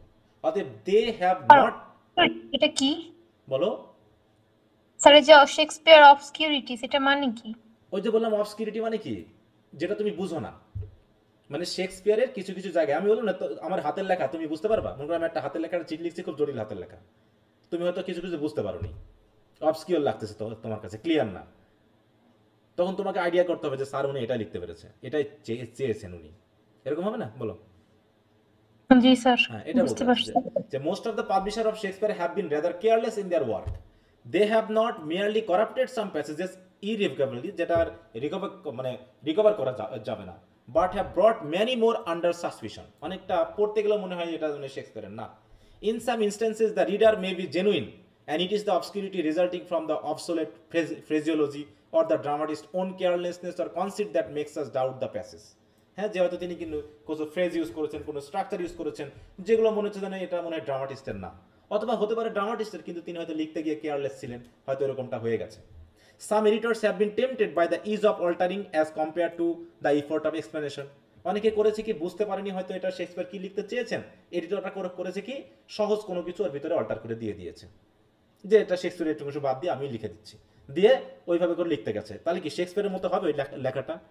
কোন এডিটর যদি আরো 50 বছর পরে ওইটাকে এডিট করতে গিয়ে নতুন করে কোনো কিছু বুঝতে পারেনি বিধায়, নিজের কাছে বোধগম্য হয়নি বিধায় সে বলছে আমি লিখে দিয়ে সেটা কাহিনীমূলকভাবে ওই কাহিনীর সাথে ওখানে অ্যাড করতে গেছে, তাহলে কি তার মতো হবে, শেক্সপিয়ারের মতো হবে? এক্স্যাক্টলি হবে? বলো, এটা কি হওয়া সম্ভব? না স্যার। তাই বলছে, had Shakespeare himself taken care to get the work publish, যদি শেক্সপিয়ার নিজে পাবলিশ করতেন, scholars could afterwards have work to entangle the obscure, তাহলে হয়তো বা শেক্সপিয়ার যদি বসে থাকতেন, শেক্সপিয়ারের সময় যদি নিজে তিনি পাবলিশ করতেন, তাহলে হয়তো এই অবস্কিউরগুলোকে এনট্যাঙ্গেল করা যেত বা হচ্ছে দূর করা যেত। But in the absence of an authentic edition, কিন্তু তিনি যেখানে নেই, তার মৃত্যুর পর এগুলোকে পাবলিশ করা হচ্ছে, অতএব অল্টারেশন বা অমিশন যদি ঘটেই, সেটা তো জাস্ট অনুমান করে করতে হবে, পিওর কনজেকচার, জাস্ট অনুমান করে করতে হবে যে হয়তো শেক্সপিয়ার এটা বলতে চেয়েছিলেন। Many causes have combined to make some passages in his drama difficult or obscure, অতএব যখন এরকম কিছু কম্বাইন করা হয়েছে, কিছু প্যাসেজ যখন আনা হয়েছে, তখন আরো জটিল হয়ে গেছে। To begin with his style is ungrammatical, আর হচ্ছে তিনি গ্রামাটিক্যাল খুব একটা ফলো করতেন না, and to a certain extent involve and obscure. Those who wrote down the part for the players must have made some mistake, অথবা এমনও হতে পারে যে শেক্সপিয়ারও ছিলেন, অথবা প্লেয়াররা কি করছে, প্লেয়ার মানে কি, যারা মানে নাটকটাকে যে হচ্ছে করবে, মানে স্টেজ করবে, শেক্সপিয়ার তো লিখেছেন, শেক্সপিয়ার তো নিজে হয়তো ডিরেক্ট করেননি, তাহলে যারা ডিরেক্টর আছে তারা হয়তো নিজের মতো করে কিছুটা করতে গিয়ে দেখাচ্ছে মিস্টেক করে ফেলেছে, কারণ সিজ they did not understand what they are copying out. অনেকে কপি করতে গেছে। হ্যাঁ, those who produce further copies এবং শেক্সপিয়ারের ড্রামাগুলো তো হাতে লেখা কপি, তখন তো আর মেশিন ছিল না, তখন কি ফটোকপি মেশিন ছিল? বলো, তখন কি ফটোকপি মেশিন ছিল না স্যার। যে প্রিন্ট করে একবারে হয়ে যাবে? দেখা যাচ্ছে এক বই লিখতে গিয়ে কপি করতে হতো, অতএব যারা কপিয়ার যারা ছিল, দেখে লিখতে হচ্ছে, দেখছে এক জিনিস লিখতে গিয়ে আরেক জিনিস লিখে ফেলছে, ওইটা আরেকজনের হাতে চলে গেল, সে আবার ওখান থেকে আরেকটা করলো, এইভাবে করতে করতে দেখা যাচ্ছে বিভিন্ন কপি তৈরি হয়ে গেছে। অতএব those who produce further copies might have been still more incompetent and might have continued with the previous errors as well as multiplied. তাহলে প্রিভিয়াস এরর তো কন্টিনিউ হয়ে গেছে, বরং তারা আরো বেশি আরো এরর করে ফেলেছে, them with their own edition, নিজের এডিশন করতে গিয়ে। The text was sometimes mutilated, মাঝে মাঝে কিছু টেক্সট হয়তো কাটাছাটা করা হয়েছে বাই দ্য অ্যাক্টর্স, যে এত বড় কথা আমার দরকার নেই, ওটাকে শর্ট করতে যাওয়া হয়েছে, who wanted to shorten the speeches. Shakespeare হয়তো পুরোটা যা দিয়েছেন অ্যাক্টরেরা হয়তো পুরোটা বলেনি, এইভাবে শর্ট এন্ড করতে গিয়ে ওখানে মিস্টেক হয়েছে। এছাড়াও in addition to all this there must have been printing মিস্টেকও থাকতে পারে, এই জন্য কিছু ইরর হয়তো বা থেকেই গেছে, আর এই ইররগুলো থেকে গেছে, পরবর্তীতে ওই ইরর নিয়েই কাজ চলেছে। কি কথা বুঝতে পারছো যে কিভাবে বিষয়গুলো আস্তে আস্তে কি হচ্ছে, চেঞ্জের পর চেঞ্জ হতে হতে আমাদের হাতে যখন এসেছে, তখন কি আর অরিজিনালিটি আর ভুল এগুলো কি ধরা সম্ভব? বলো। হ্যাঁ, এখন হয়তো অনুমান করা ছাড়া আর কিছু করার আছে? বলো।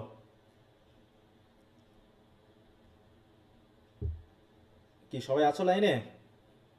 জি স্যার। তো কিছু কি বোঝা যাচ্ছে? জি স্যার। জি স্যার। এরপর কিছু দেখো, রোজ, এখন দেখো বিভিন্ন এডিশন আসবে, রো কতটুকু এডিশন করেছেন, পোপ আলেকজান্ডার পোপ এডিশন করেছেন, হ্যাঁ, তারপর হচ্ছে থিওবার্ডস এডিশন, এখানে এগুলো হ্যামার্স এডিশন, এগুলোই থাকবে। তারপর হচ্ছে তোমার দেখো ওয়ারবার্টনস এডিশন, এদের সম্পর্কে আমাদের জানতে হবে। তাহলে এই হলো আমাদের এডিশনের ব্যাপার। তারপর হচ্ছে ক্রিটিক্স পুন টু ফল্ট ফাইন্ডিং, আর ক্রিটিক্সরা তো সবসময় ভুল ধরার চেষ্টা করে। এইভাবে দেখো এখন ক্রিটিসাইজ কারা ক্রিটিক্সরা কি, অনেকেই তো ক্রিটিক্স ছিল, শুধু জনসন তো না, তার আগে বা তারপরে অনেকেই ক্রিটিসাইজ করেছে, ক্রিটিক্স অনেকেই আছে, অনেক বিষয় তারা তুলে ধরার চেষ্টা করেছে। সেই হিসাবে আপটন অ্যান্ড গ্রে আছে, এবং doctor Johnson dead to others. এখন জনসন যখন নিজে আবার এডিশন করবেন, তখন নিশ্চয়ই আগের যারা এডিটর তাদের কাছ থেকে তো তিনি নিশ্চয়ই হেল্প নিয়েছেন, তাই না? এইভাবে দেখাবে যে জনসনস ওন এডিশন, এইখানে তিনি তার মতো করে বিষয়গুলোকে আবার বলার চেষ্টা করবেন। তো মোটামুটি আগামীকালকে আমরা এই অংশটুকুকে শেষ করব, ঠিক আছে? আগামী ক্লাসে। মোটামুটি কালকে আমরা আগামী ক্লাসে শেষ করতে পারবো, ঠিক আছে, যেহেতু অনেক আছে, একটু বড়ই আছে বিষয়টা। তো আমরা এভাবে সামারিটা ধরে আমরা দ্রুত একটু শেষ করার চেষ্টা করব। আর তোমরা এগুলো কি বাড়িতে একটু পড়তেছো তো নাকি অবস্থা? যেগুলো পড়া হচ্ছে জি স্যার পড়তেছি স্যার। এগুলো একটু বাড়িতে বারবার পড়তে হবে, কারণ এই জিনিসগুলো যদি বারবার না পড়ো, আমি হয়তো একবার ক্লাসে আলোচনা করে দিচ্ছি, আর যেহেতু রেকর্ড থাকতেছে তোমরা দয়া করে রেকর্ডটাও একটু দেখে নিবা। তাহলে আগামী দিন থেকে আমরা এখান থেকে শুরু করব, বিভিন্ন এডিটরের বিষয়গুলো নিয়ে জানবো। প্রথম এডিটর সম্পর্কে জানবো, তারপরে ওখানে তারা কি বলেছেন সেটা সম্পর্কে একটু জানবো। তোমরা একটু নোট টোট করে নিবা, কোন এডিটর কোন সালের কোন সময়ের কিভাবে লিখেছেন। এবং এডিটরগুলো তো এক একজনের সমসাময়িক না, কেউ হয়তো দেখাচ্ছে আজকের, কেউ হয়তো তারপরে আরও 10 বছর বা 20 বছর বা 50 বছর পর এডিট করেছে, আরেকজন হয়তো আরও 50 বছর পর এডিট করেছে। এইভাবে করে দেখাচ্ছে এডিট করতে করতে করতে করতে হয়তো সেই ছোটোবেলায় এরকম খেলা হতো না, ওই যে তোমার মোটামুটি চেইন ইফেক্ট বলে একটা বিষয় থাকে, যে সামনে প্রথম জনকে একটা কথা বলা হলো, তারপরে পর পর পর পর হ্যাঁ বলতে বলতে শেষে গিয়ে দেখা যাচ্ছে পুরো উল্টা হয়ে গেছে কথাটা, এরকম আছে না? এরকম খেলা করেছো না ছোটবেলায়? জি স্যার। হ্যাঁ, যে কারটা পারফেক্ট হয়, কার কথাটা চেঞ্জ না হয়ে যায়। হ্যাঁ, মানে বলতে বলতে ওই যে মুখেই চেঞ্জ হয়ে যায়, শব্দে শোনাতে চেঞ্জ হয়। আমি হয়তো সঠিকটা বলেছি, হয়তো শুনতে জি ভুল স্যার, বলেছি। Very interesting game sir. হ্যাঁ, তো এই যে গেমগুলো ঠিক ওইরকম ব্যাপারটা, এডিশন করতে করতে এক শব্দ কোথায় গিয়ে কোথায় গিয়ে কোথায় দাঁড়িয়ে গেছে। কারণ কি, এখন আধুনিক যুগে যে বইগুলো লেখা হচ্ছে সাথে সাথে সাথে কিন্তু হাতের লেখাই না, পুরো আমরা হয়তো কম্পিউটারে কপি করতেছি, কম্পিউটারে টাইপ করে লিখতেছি, এখানে ভুল হওয়ার সম্ভাবনা কম, এখানে স্থায়িত্বটা বেশি। কিন্তু তৎকালীন সময়ে তো স্থায়িত্বটা এতখানি ছিল না, এই জন্যই বিভিন্ন ধরনের সমস্যা নিয়ে আলোচনা এগুলো হতেই পারে। আচ্ছা, তো তো ঠিক আছে, তাহলে আজকে এ পর্যন্তই। তো সবাই ভালো থাকো, আগামী ক্লাসে আবার কথা হবে। ওকে, বাই, গুড নাইট।